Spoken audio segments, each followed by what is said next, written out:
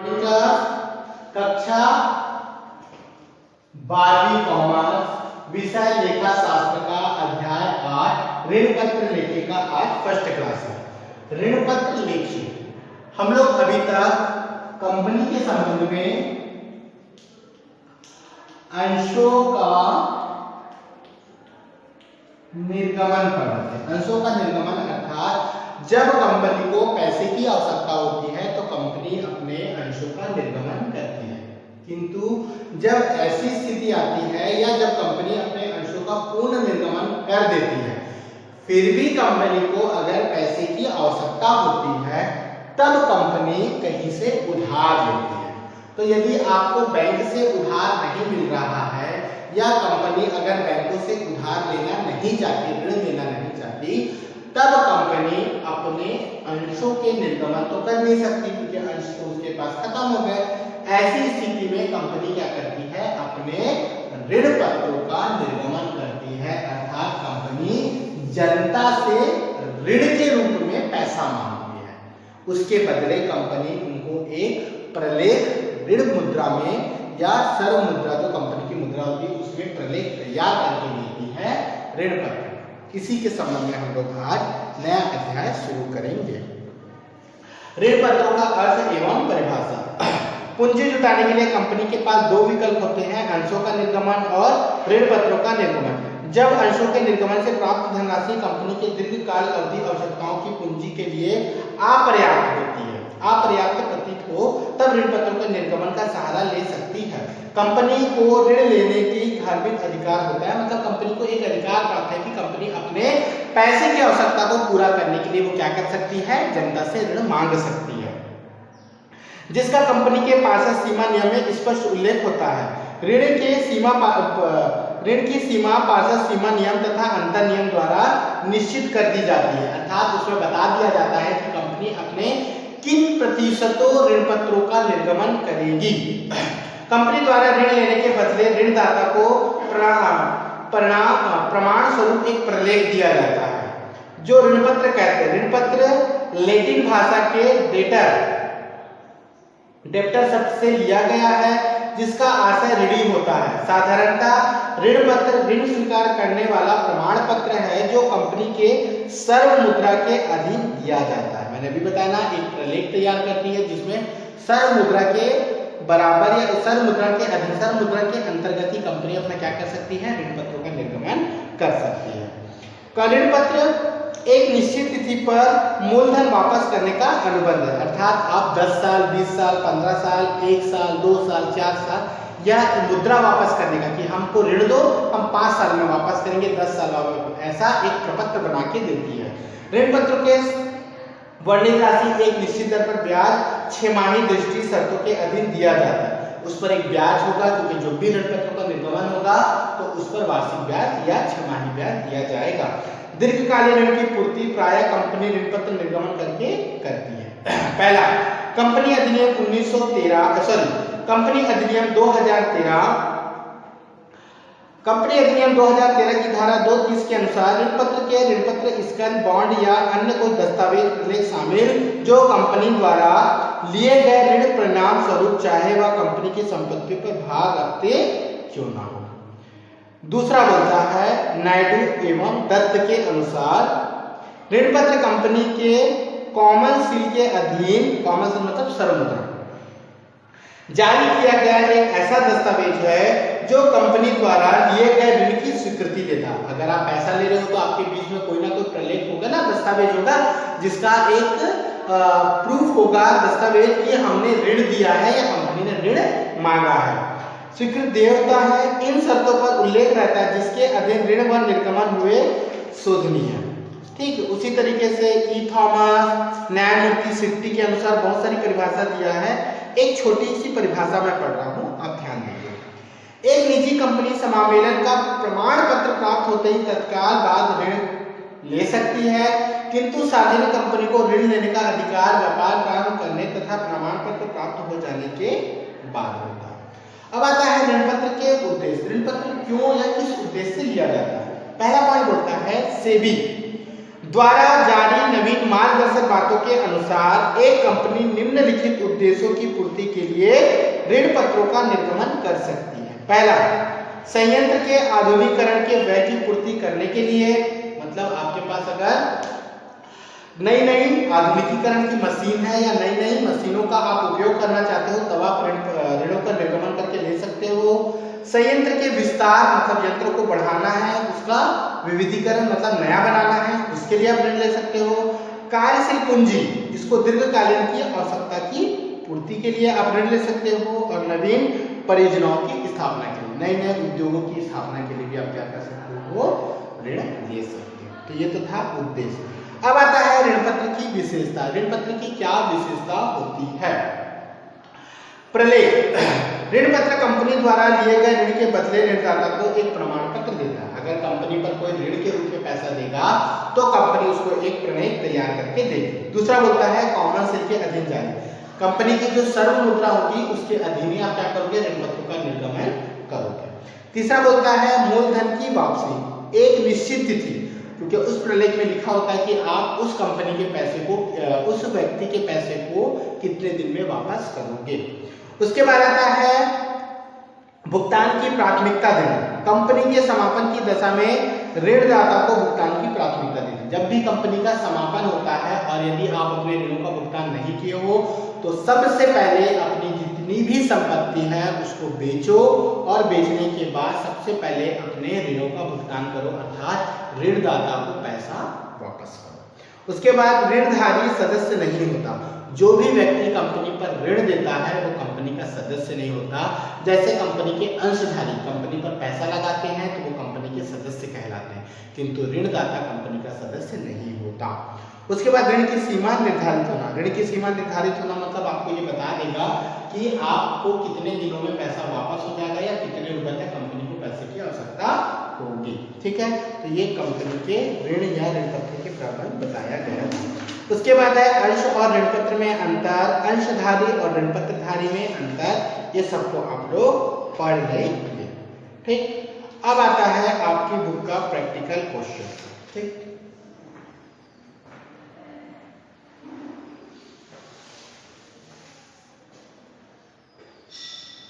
जैसे हम लोग अंशों के संबंध में जनरल प्रविष्टि पढ़े, उसी तरीके से ऋण पत्रों के बारे में हम लोग पढ़ते हैं। जैसे यहाँ पर जब कोई अंशधारी अंश का आवेदन का पैसा देता था तो क्या लिखते थे, बैंक खाता डेबिट अंश आवेदन खाता से। वैसे अगर ऋण पत्र पर पैसा मिलेगा सेम है, दोनों सेम है, कोई चेंजेस नहीं है। यहां पर भी यही लिखेंगे, बैंक खाता डेबिट। यहां पर अंश था तो हम लोग अंश लिखे, तो यहां पर क्या है, ऋण पत्र लिख देंगे,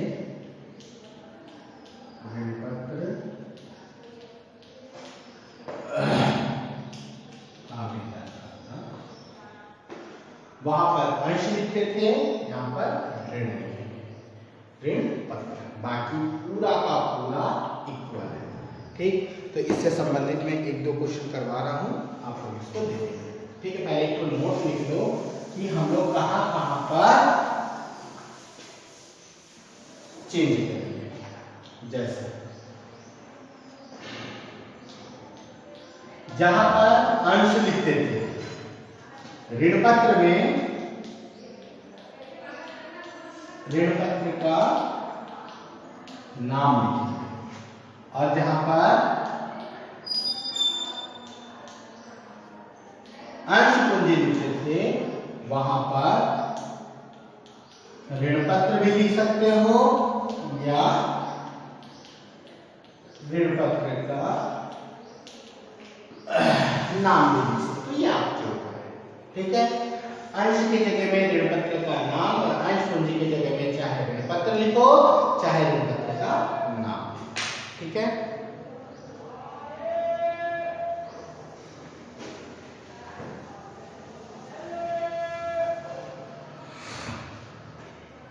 मैं इसके साथ आपको जनरल प्रविष्टि का नोट भेज दूंगा, आप लोग उसको लिख लेंगे। ठीक है, जैसे आपकी बुक का क्वेश्चन नंबर 5वां देखिए, बोलता है पहला, दूसरा, तीसरा, चौथा आप लोग बना लेंगे। एक पुस्तक पढ़े हैं। जैसे क्वेश्चन नंबर पहला बोलता है मीरा लिमिटेड ने 10 रुपए वाले 2012% ऋण पत्र, 12% ऋण पत्र, यहाँ पर उस ऋण पत्र का पूरा नाम है। 12% ऋण पत्र अर्थात जब भी उस व्यक्ति को कंपनी ब्याज चुकाएगी तो जितनी राशि वह व्यक्ति कंपनी को ऋण के रूप में दिया होगा, उस ऋण पर उसको कितना प्रतिशत ब्याज मिलेगा? 12%। तो 12% कोई वैल्यू नहीं है कि आप 12% निकाल लो। 12% ऋण पत्र ये पूरा नाम है। 12% ऋण पत्र, 10% ऋण पत्र, 8% ऋण पत्र, 9%, ये आपके ऋण पत्र के सामने प्रतिशत का एक वर्ड लगा होगा, अंक लगा होगा, जिसको हम लोग पूरा का पूरा नाम पढ़ेंगे 12% ऋण पत्र। सारी राशि आवेदन पर प्राप्त हो गई, जनरल प्रविष्टि कीजिए। क्वेश्चन नंबर पहला, तो आपको पता है एक पुस्तक का प्राप्त होना तो केवल 2 ही प्रविष्टि पढ़ते हैं। तो पहला,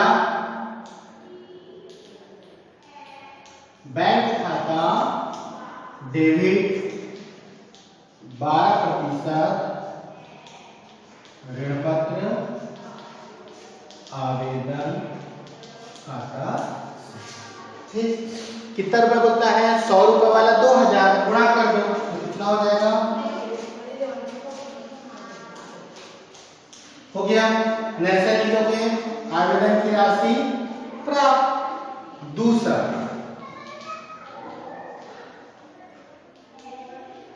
बारह प्रतिशत ऋण पत्र आवेदन खाता डेबिट 12% ऋण पत्र खाता से एवं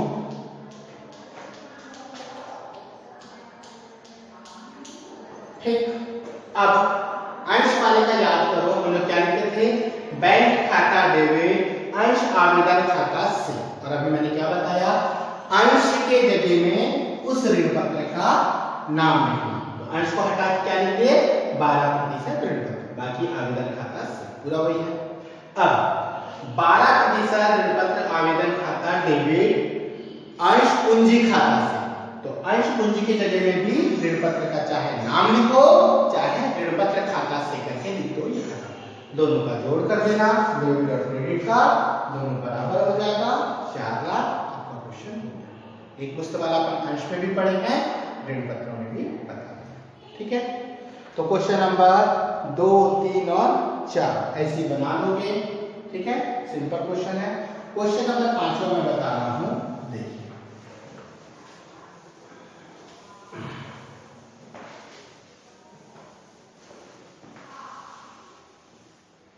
क्वेश्चन नंबर 5 देखो, बोलता है सत्ता लिमिटेड ने 100 रुपए वाले 4009% ऋण पत्र। अब देखो यहाँ पर ऋण पत्र का नाम क्या हो गया? 9% ऋण पत्र। आवेदन पर 10, आवंटन पर 30 और याचना पर 60। सभी राशियां प्राप्त हो गई। कंपनी की पुस्तक में जनरल प्रविष्टि कीजिए। ठीक है, आपकी बुक का क्वेश्चन नंबर 5। पहला नरेशन आप लिखेंगे ना, बैंक खाता डेबिट 9% ऋण पत्र आवेदन खाता से, नरेशन लिखेंगे। दूसरा 9%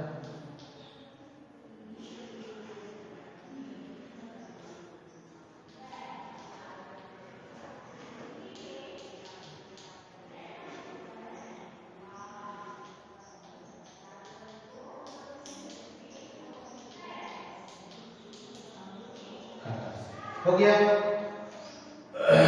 कितना रुपए? तो देखिए आवेदन का कितना रुपए? 10 रुपए, 4000 ऋण पत्रों का, तो कितना हो जाएगा? 40,000।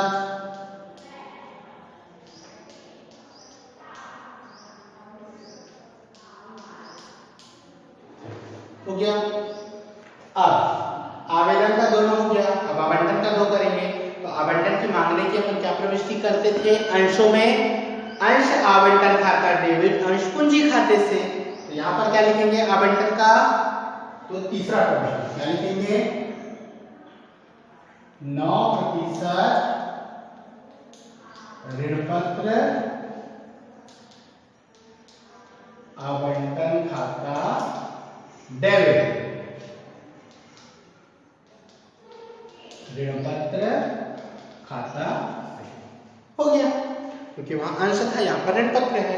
कितना रुपए 30 रुपए, 4 दिया 12, तो कितना हो जाएगा 1,20,000। ठीक, मिलेगा पैसा क्या लिखेंगे चौथा स्ट्रीम बैंक खाता डेबिट 1,20,000, 9% ऋण पत्र आवंटन खाता से। 1,20,000। ठीक, यही अगर प्रथम याचना होगा तो प्रथम याचना के लिए क्या करेंगे, आवंटन के जगह में प्रथम याचना, यहां पर भी याचना, ये हो जाएगा 5वां, ये हो जाएगा 6वां। अब याचना का पैसा देखो कितना रुपए बोल रहा है 6, 6 चौक 24, तो कितना हो जाएगा यहाँ पर 2,40,000। ठीक है, कितना हो जाएगा 2,40,000। क्लियर।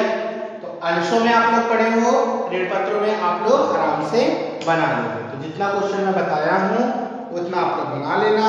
तो 5वां मैंने बताया, तो 1 2 3 4 5 6 7 तक आप लोगों का बनेगा। ठीक है, उसके बाद नेक्स्ट क्लास में मैंने प्रीमियम से संबंधित और याचनाओं से संबंधित मैं क्वेश्चन कराऊंगा। तो जितना मैंने बताया समझ में आया, तो क्वेश्चन नंबर 5 मैंने बताया, 6 7 आप लोग बनाएंगे। क्लियर है। तो ऋण पत्रों का जितना हम लोग अंशों में पढ़े हैं सेम ऋण पत्रों में भी वही पढ़ना। क्लियर है।